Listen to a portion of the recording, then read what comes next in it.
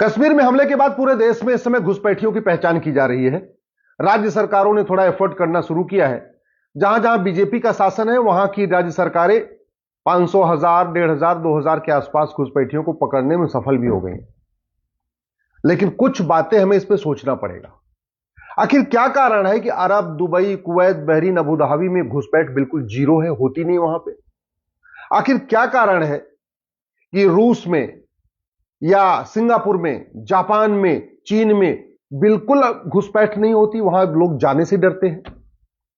क्या कारण है कि जिस तरीके से भारत में जो घुसपैठी है इनके पास 5-5, 6-6 कागज मिल रहे हैं, आधार मिल रहा है, राशन कार्ड मिल रहा है, ड्राइविंग लाइसेंस मिल रहा है, बर्थ सर्टिफिकेट मिल रहा है, वोटर आईडी मिल रहा है, कुछ के पास तो पासपोर्ट भी मिल रहा है। इस तरीके से Arab, Dubai, Kuwait, Bahrain, Abu Dhabi में फर्जी डॉक्यूमेंट वहां के कर्मचारी क्यों नहीं बनाते?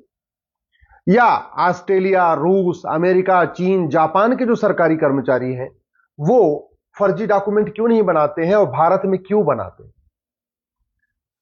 गुजरात में 1000 के आसपास घुसपैठियों को पकड़ा गया है, कहीं 300 पकड़ा, कहीं 90 पकड़ा, कहीं 100 पकड़ा गया। लेकिन मेरा मानना है कि ऐसे घुसपैठ मुक्त भारत बनाना मुश्किल नहीं, नामुमकिन है। क्यों मैं कह रहा हूं? 6 करोड़ से ज्यादा घुसपैठिए हैं। अगर पुलिस 6000 घुसपैठियों को पकड़ भी लेगी तो एक तरीके से ये ऊंट के मुंह में जीरा है। जैसे पूरा रेगिस्तान में आप एक मुट्ठी बालू उठा लो तो उससे कोई फर्क नहीं पड़ता, रेगिस्तान खत्म नहीं होता। वैसे ही यह कार्रवाई होगी। हमें यह समझना पड़ेगा कि इसका अस्थायी समाधान क्या है। अस्थायी समाधान यह है कि भ्रष्टाचार के खिलाफ कठोर कानून बनाया जाए। अभी बंगाल बॉर्डर पे एक बीएसएफ कमांडेंट के पास 22 करोड़ रुपए मिला है। बॉर्डर पे घुसपैठियों को अंदर लेने का खुला रेट है 2000 रुपए पर घुसपैठिया। अब एक बीएसएफ के कमांडेंट के पास 22 करोड़ रुपए मिला है, उसको हवाला के जरिए फंडिंग आई थी। अगर उसने 2000 रुपए एक एक घुसपैठियों के हिसाब से लिया तो यानी एक व्यक्ति ने 1,10,000 घुसपैठियों को अंदर करा दिया। और यही नतीजा है कि भारत में घुसपैठियों की संख्या हजारों में नहीं है, लाखों में नहीं है, बल्कि करोड़ों में है। और मेरे अनुमान के हिसाब से 6 करोड़ से ज्यादा है। मैंने जब 2017 में पीएल फाइल किया था तब मैंने 5 करोड़ बताया था और 5 करोड़ का आंकड़ा भी दिया था, राज्यवार दिया था। अब तो ये 2025 चल रहा है, अब ये संख्या लगभग 6 करोड़ क्रॉस कर चुकी है। रुकेगा कैसे? घुसपैठ का मूल कारण है भ्रष्टाचार और घुसपैठ का मूल कारण है फर्जी कागज बनना। न तो भ्रष्टाचार वर्ल्ड वाइड समस्या है, न भ्रष्टाचार पूरी दुनिया में होता है, न पूरी दुनिया में फर्जी कागज बनते हैं। फर्जी कागज भारत में ही बनता है, अमेरिका, चीन, जापान में नहीं बनता। फर्जी कागज भारत में ही बनता है, Arab, Dubai, Kuwait, Abu Dhabi, Bahrain में नहीं बनता।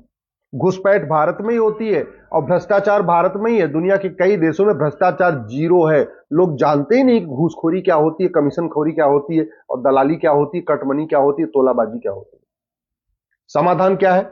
समाधान है कठोर कानून। सबसे पहले अगर हम भ्रष्टाचार को जड़ से खत्म करना चाहते हैं तो हमको भ्रष्टाचार को देशद्रोह घोषित करना होगा। हमको भ्रष्टाचार को राष्ट्र की सुरक्षा के लिए खतरा घोषित करना होगा, क्योंकि घुसपैठ का मूल कारण घूसखोरी है। अगर घुसपैठ रोकना है तो भ्रष्टाचार को हमको एक तरीके से सबसे जघन्य अपराध घोषित करना होगा। मैं जघन्य क्यों कह रहा हूं? हमारे देश में बलात्कार जघन्य अपराध है और होना भी चाहिए, लेकिन बलात्कार कई बार अनप्लान्ड भी हो जाता है, प्लानिंग नहीं होती है। कहीं जा रहे थे, एकांत में किसी बहन बेटी को देख लिया, दिमाग खराब हो गया, बलात्कार कर दिया। बलात्कार हमेशा प्लान्ड वे में नहीं होता है। नशा कर लिया, नशे के आगोश में किसी बहन बेटी को देख लिया, बलात्कार कर दिया।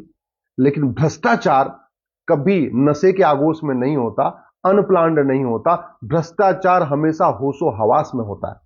भ्रष्टाचार करते समय तो पूरी तैयारी की जाती है कि पकड़ में ना आए, कैसे करें, एकदम। इसलिए मैं कहता हूं भारत में अगर सबसे जघन्य अपराध कोई चीज है तो भ्रष्टाचार, इसको घोषित कर देना चाहिए। दूसरा क्या तरीका है?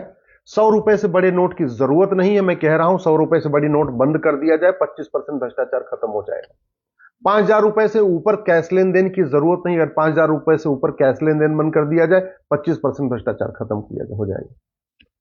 हमारे पास आधार है। आधार जब बना था तो इसको यूनिक आइडेंटिटी कहा गया था और यूएडीआई अभी भी कहते हैं, ये यूनिक आइडेंटिटी ही माना गया था।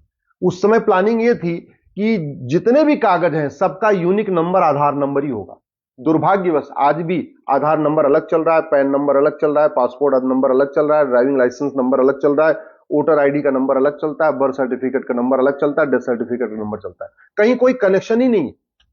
सरकार अगर भ्रष्टाचार खत्म करना चाहती है तो सबसे पहले जो यूनिक आइडेंटिटी है, जिसको आधार कहते हैं, उस व्यक्ति का सारे डॉक्यूमेंट का नंबर कॉमन होना चाहिए। वो यूनिक आइडेंटिटी यानी आधार नंबर ही होना चाहिए। कहने का मतलब, मेरा जो आधार नंबर है वही मेरा पैन नंबर भी होना चाहिए, वही मेरा ड्राइविंग लाइसेंस का नंबर भी होना चाहिए, वही मेरा पासपोर्ट नंबर होना चाहिए, वही मेरे बर्थ सर्टिफिकेट के ऊपर भी नंबर होना चाहिए। बच्चे जब पढ़ रहे हैं तो 10वीं 12वीं में जो उनका रोल नंबर है वो भी वही आधार नंबर होना चाहिए। वो बीए बीएससी बीकॉम करे तो भी उनका रोल नंबर या रजिस्ट्रेशन नंबर वही उनका आधार नंबर होना चाहिए। हर सर्टिफिकेट के ऊपर यूनिक आइडेंटिटी लिखना चाहिए। बहुत हद तक इससे भ्रष्टाचार खत्म हो जाएगा। भ्रष्टाचार खत्म करना है तो भ्रष्टाचारियों की 100% प्रॉपर्टी जब्त करने, नागरिकता खत्म करने, आजीवन कारावास फांसी देने के लिए कानून बनाना पड़ेगा, और कोई तरीका नहीं। और मैं लिख के कह रहा हूं, जब तक भ्रष्टाचार खत्म नहीं होगा तब तक घुसपैठ नहीं बंद होगी। अब दूसरी बात आती है, घुसपैठ कैसे रुके। घुसपैठ अगर आपको रोकना है तो सबसे पहले ये जो फॉरेनर एक्ट है 1946, जिसको बदल के ये इमिग्रेशन एक्ट 2025 बनाया गया, मैं सरकार को धन्यवाद देता हूं, क्योंकि ये 1946 वाला तो माड़ा सड़ा हुआ था, मां घटिया था, लेकिन ये भी कोई बहुत अच्छा नहीं है। ये जो इमिग्रेशन एक्ट बना है, इसको बनाते समय हमारे बाबुओं ने ये नहीं देखा कि घुसपैठ पे चीन में क्या सजा है, सिंगापुर में क्या सजा है, जापान में क्या सजा है। एसी के कमरे में बैठे बैठे उन्होंने ये जो फॉरेनर एक्ट था 1946 को, उसको ये इमिग्रेशन एक्ट 2025 बना दिया, और बस अपने आप जितना ठीक लगा उतना उन्होंने सजा का प्रावधान कर दिया। ये कानून का ड्राफ्ट बनाने वाले बाबू जो वहां बैठे हुए हैं लॉ मिनिस्ट्री और होम मिनिस्ट्री में, इनको अपना घर बनाना होता है तो कम से कम 10 आर्किटेक्ट से बात करते हैं। इनको अपना घर बनाना होता है तो कम से कम 10 घर जाके देखते हैं, और एक घर की नकल नहीं करते। किसी घर की ड्राइंग रूम की नकल करेंगे, किसी घर की बेडरूम की नकल करेंगे, किसी के घर के किचन की नकल करेंगे, और कोशिश करते हैं कि मेरा घर जो बने वो सबसे बेहतरीन घर बने। लेकिन जब इनको कानून बनाना होता है तो एसी के कमरे में बैठे बैठे ड्राफ्ट बना देते। ये नहीं देखते कि जो कानून मैं बना रहा हूं इस पर सिंगापुर में कितनी सजा है, जापान में कितनी सजा है, अमेरिका में कितनी सजा है, ऑस्ट्रेलिया में कितनी सजा है, या Arab, Dubai, Kuwait, Bahrain, Abu Dhabi में कितनी सजा। ये देखते ही नहीं। यही पड़ोसी देश हमारा चीन है, कभी देखते नहीं कि जो जितनी से हम जो कानून बना रहे हैं वो वहां पे चीन में क्या प्रावधान है। अगर घुसपैठ रोकनी है तो सबसे पहले बाउंड्री जो बनेगी वो बनती रहे, उसमें तो टाइम लगेगा। हालांकि बाउंड्री बनाना इतना असंभव काम नहीं है। अगर एक साल के लिए एयरपोर्ट, हाईवे, एक्सप्रेसवे सारा काम छोड़ दिया जाए ना, साल भर के अंदर बढ़िया 30-40 फीट की ऊंची बाउंड्री पूरे भारत के चारों तरफ बन जाएगी। एक साल के लिए ये जितना हम विकास का काम कर रहे हैं, सड़क बना रहे हैं, हाईवे बना रहे हैं, एयरपोर्ट बना रहे हैं, बुलेट ट्रेन बना रहे हैं, जो काम कर रहे हैं, मैं कह रहा हूं सब सारे काम एक साल के लिए छोड़िए, पहले देश को सुरक्षित बनाइए। 30 से 40 फीट ऊंची बाउंड्री बनाइए पूरे देश में, एक साल के अंदर बन जाएगी। इतने हमारे पास मिस्त्री, इतने हमारे पास लेबर है, इतने हमारे पास आर्किटेक्ट है, इतने हमारे पास इंजीनियर है। लेकिन जब तक वो नहीं हो पा रहा है, तत्काल सरकार को ऑर्डिनेंस लाके ये सुनिश्चित करना चाहिए कि घुसपैठ करना और घुसपैठ कराना ये एक जघन्य अपराध है। जो पकड़ा जाएगा उसको 10 से 20 साल सजा मिलेगी। ये जो नया कानून बना है इसमें ये प्रावधान नहीं है। मैं कह रहा हूं इस कानून को फिर से बदलना चाहिए। घुसपैठ करना और घुसपैठियों की मदद करना दोनों को जघन्य अपराध घोषित करना चाहिए। मिनिमम 10 साल की सजा, मैक्सिमम 20 साल सजा। और केवल कानून बनाने से बात नहीं बनेगी, फिर इसका प्रचार प्रसार करना चाहिए। बॉर्डर पे, असम का बॉर्डर, बंगाल का बॉर्डर, जो भी भारत का बॉर्डर है, हर 1-1 किलोमीटर पे बड़ी बड़ी होर्डिंग लगा देना चाहिए। घुसपैठ करना, घुसपैठ कराना जघन्य अपराध है, पकड़े जाने पे 10 से 20 साल सजा होगी। सारे रेडियो में ऐड दीजिए, जितने एफएम चैनल हैं उस पर ऐड दीजिए। भारत में घुसपैठ करना, अवैध रूप से रहना, घुसपैठियों की मदद करना जघन्य अपराध है, पकड़े जाने पे 10 से 20 साल सजा मिलेगी। भारत में जितने भी मदरसे बने हैं, मदरसों के सामने बड़े बड़े होर्डिंग पे लिख दिया जाए कि भारत में अवैध रूप से रहना, घुसपैठ करना, घुसपैठियों की मदद करना जघन्य अपराध है, पकड़े जाने पे 10 से 20 साल सजा मिलेगी। जितने भी आपकी मस्जिदें हैं, सभी मस्जिदों के सामने बड़े बड़े होर्डिंग, 10 बाई 10 की बड़ी बड़ी होर्डिंग लगा दिया जाए, घुसपैठ करना, घुसपैठियों की मदद करना जघन्य अपराध है, पकड़े जाने पे 10 से 20 साल सजा होगी। पर डे 5 बार अजान होती है, अजान में इसको बोला जाए, हर अजान के पहले पहले यह सूचना दी जाए कि भारत में अवैध रूप से रहना, घुसपैठ करना, घुसपैठियों की मदद करना जघन्य अपराध है, पकड़े जाने पे 10 से 20 साल सजा मिलेगी। सभी रेलवे स्टेशन से अनाउंसमेंट शुरू करा जाए, सभी बस स्टैंड पे अनाउंसमेंट शुरू करा जाए, सभी स्कूलों में अनाउंसमेंट शुरू करा जाए, सभी फ्लाइट्स में अनाउंसमेंट शुरू करा जाए। मैं गारंटी के साथ कहता हूं, पुलिस को कोई प्रयास नहीं करना पड़ेगा, इतना खौफ पैदा हो जाएगा, घुसपैठी अपने आप भागना शुरू करेंगे। केवल कानून बना दिया जाए कि भैया 3 महीने का टाइम है, 3 महीने में जितने घुसपैठियों के मददगार हैं वो घुसपैठियों को ढूंढ ढूंढ के उनको बाहर कर दे, नहीं तो बाद में घुसपैठियों का narco polygraph brain mapping test करेंगे और जो मददगार हैं उनको पहले हम सजा देंगे, घुसपैठियों को तो बाद में देंगे। देखिए खौफ पैदा हो जाएगा, ये करना पड़ेगा अगर हम चाहते हैं। और एनआरसी की जरूरत ही नहीं पड़ेगी। अब वैसे एनआरसी करेंगे तो भूल जाइए एनआरसी सफल हो पाएगी। एक राज्य में एनआरसी सफल नहीं हो पाई, पूरे देश में कहां सफल हो जाएगी? फेल हो जाएगी एनआरसी, क्योंकि एनआरसी जो असम की फेल हुई थी वो भी भ्रष्टाचार के कारण फेल हुई थी। हमने भ्रष्टाचार खिलाफ कठोर कानून नहीं बनाया था।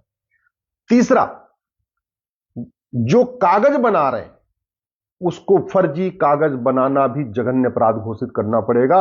फर्जी कागज बनाने वालों को 10 से 20 साल की सजा का प्रावधान करना पड़ेगा। अभी हमारे देश में फर्जी कागज बनवाना तो अपराध है, बनाना अपराध नहीं है। हो क्या रहा है, जितनी घुसपैठिए पकड़े गए आपने देखा होगा, अभी इनका narco polygraph brain mapping test करके पूछ लेती है, बता देंगे कि इनका आधार किसने बनाया, इनका राशन कार्ड किसने बनाया, ड्राइविंग लाइसेंस किसने बनाया, बर्थ सर्टिफिकेट किसने बनवाया, वोटर आईडी किसने, सब बता देंगे। लेकिन हम पकड़ रहे हैं घुसपैठियों को, उनका narco polygraph brain mapping test कर ही नहीं रहे, क्योंकि हमारे पास ऐसा कानून नहीं। दुनिया में भारत ही है जहां सबसे ज्यादा फर्जी डॉक्यूमेंट बनते हैं। जानते हैं क्यों? क्योंकि यहां चीटिंग, फ्रॉड, फोर्जरी अपराध ही नहीं है। सबसे ज्यादा झूठी गवाही भारत में होती है, सबसे ज्यादा झूठी शिकायतें भारत में होती हैं, सबसे ज्यादा झूठे हलफनामा भारत में दाखिल होते हैं। क्यों? क्योंकि झूठी शिकायत करना, झूठी गवाही देना, झूठा एफिडेविट फाइल करना कोई सीरियस क्राइम नहीं है। तो भारत को अगर सुरक्षित बनाना है तो केवल और केवल पाकिस्तान को मुंह तोड़ जवाब देने से, पाकिस्तान का पानी रोक देने से, या क्या बोलते हैं, वहां कश्मीर में केवल आतंकवादियों को मारने से भारत सुरक्षित नहीं होगा। भारत में जितने हमको खतरा बाहर से है ना, भारत के लोग, हम लोगों को खतरा भारत से, उससे ज्यादा खतरा भारत के अंदर से बैठे लोगों से। तो समाधान यही है, जहां जो डॉक्यूमेंट बनता है वहां एक नोटिस बोर्ड लगाया जाए। जैसे जहां आधार बनता है कॉमन सर्विस सेंटर पे, वो एक वहां बड़ा बड़ा 5x5 का बोर्ड होना चाहिए। फर्जी आधार बनाना, फर्जी आधार बनवाना गंभीर अपराध है, पकड़े जाने पे 10 से 20 साल सजा होगी। आरटीओ ऑफिस जहां ड्राइविंग लाइसेंस बनता है वहां बड़ा बड़ा बोर्ड लगा हो, फर्जी ड्राइविंग लाइसेंस बनाना, फर्जी ड्राइविंग लाइसेंस बनवाना गंभीर अपराध है, पकड़े जाने पे 10 से 20 साल सजा होगी। तहसील में जहां डॉक्यूमेंट बनता है, जहां राशन कार्ड बनता है, जहां पासपोर्ट बनता है, जहां बर्थ सर्टिफिकेट बनता है, जहां डेथ सर्टिफिकेट बनता है, तो चाहे नगर निगम का ऑफिस हो, पासपोर्ट ऑफिस हो, तहसील का ऑफिस हो, जहां पे जो डॉक्यूमेंट बनता है वहां बड़े बड़े होर्डिंग पे लिखा हो कि भाई फर्जी डॉक्यूमेंट बनाना और बनवाना गंभीर अपराध है। और क्या कर सकते हैं? भारत में सबके पास मोबाइल फोन है। एक मोबाइल फोन एक बार सबके ऊपर मैसेज चला जाए, एसएमएस भी चला जाए, व्हाट्सएप भी चला जाए। क्या चला जाए? कि भारत में जो लोग अवैध रूप से रह रहे हैं 3 महीने के अंदर देश छोड़ के चले जाए। उसके बाद अगर पाए गए, narco polygraph brain mapping test करेंगे और टेस्ट करने के बाद घुसपैठियों और उनके मददगारों को, जिन्होंने उनका राशन कार्ड बनवाया, आने में मदद किया, ड्राइविंग लाइसेंस बनाया, बर्थ सर्टिफिकेट, सबको हम देशद्रोही घोषित करेंगे। ये तरीका है। तो समाधान क्या है? सबसे पहले फॉरेनर एक्ट तो बदल गया, इमिग्रेशन एक्ट आ गया, इसमें 10 से 20 साल की सजा का प्रावधान करना पड़ेगा। दूसरा, पुलिस अभी सत्ता की गुलाम बनी हुई है, क्योंकि 1861 का पुलिस एक्ट से चल रहा है।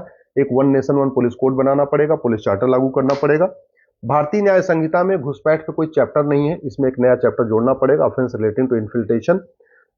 भारतीय साक्ष्य संहिता में हमने झूठ पकड़ने के लिए नार्को पॉलीग्राफ ब्रेन मैपिंग कानून बनाया नहीं है, तो भारतीय न्याय संहिता में चीटिंग, फ्रॉड, फोर्जरी को सीरियस क्राइम डिक्लेयर करना पड़ेगा। एक नया चैप्टर जोड़ना पड़ेगा घुसपैठ से संबंधित, ऑफेंस रिलेटिंग टू इन्फिल्ट्रेशन।